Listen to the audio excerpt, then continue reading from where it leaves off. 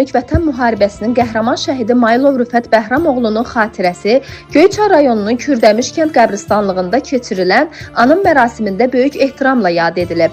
Mərasimdə Göyçay rayon icra hakimiyyətinin nümayəndələri, hüquq mühafizə orqanlarının əməkdaşları, şəhid ailələri, kənd sakinləri, ictimaiyyət nümayəndələri, məktəblilər və şəhidin ailə üzvləri iştirak ediblər.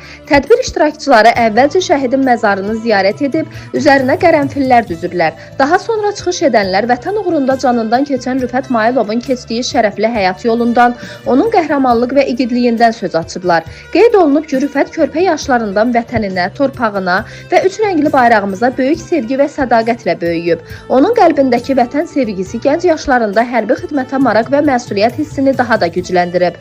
Elə bu vətənpərvərlik ruhu ilə də o, Vətən müharibəsi zamanı ön cəbhəyə yollanaraq mərdliklə döyüşüb və Azərbaycan torpaqlarının azadlığı uğrunda qəhrəmancasına şəhidlik zirvəsinə ucalıb.